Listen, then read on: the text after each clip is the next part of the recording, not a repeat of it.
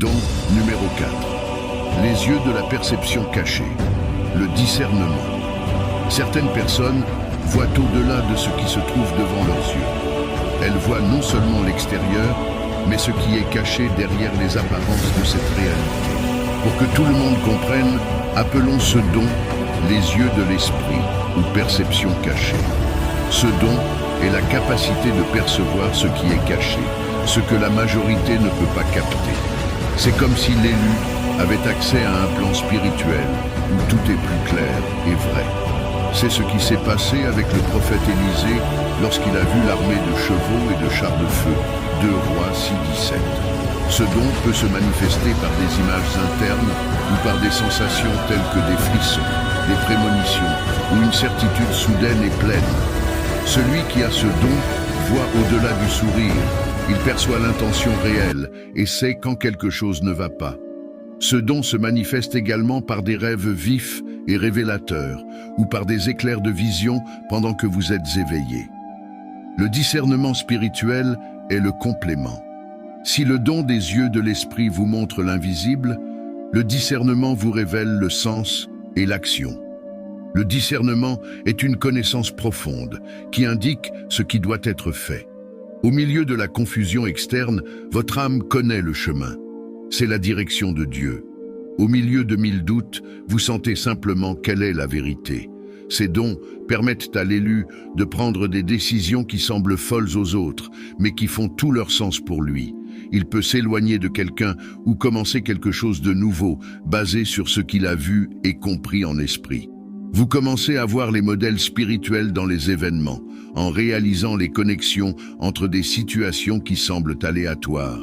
Vous comprenez ce que Dieu est en train de vous enseigner. Vous interprétez les signes du temps. Cependant, voir ce qui est caché peut apporter de la douleur et de la solitude. Réaliser les énergies négatives ou les mauvaises intentions est un fardeau. Par conséquent, l'élu a besoin de protection émotionnelle et de beaucoup de foi pour faire face aux batailles spirituelles. Don numéro 5. La connexion avec la mission, le but du Christ.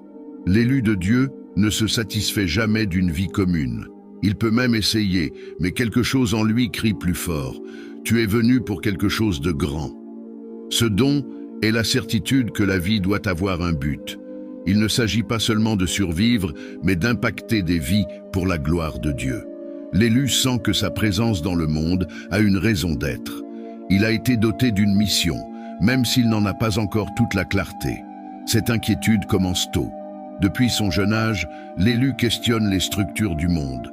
Il observe la souffrance et se demande « Comment puis-je apporter la lumière de Jésus dans cette situation ?» C'est un appel sobre. C'est une attraction irrésistible, comme l'appel du prophète Ésaïe 6:8. Cet appel pulse fort lorsque vous êtes dans des environnements qui ne nourrissent pas votre esprit. Ce don est une force intérieure qui vous propulse.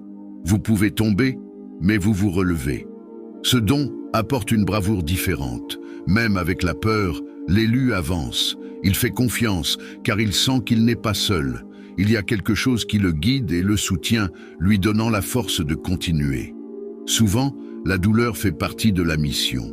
L'élu affronte des épreuves intenses, mais avec le temps, il réalise que chaque blessure l'a préparé et chaque chute l'a fortifié. Rien n'a été en vain. Si vous sentez qu'il y a quelque chose qui doit être fait par vous, ce don est vivant dans votre poitrine.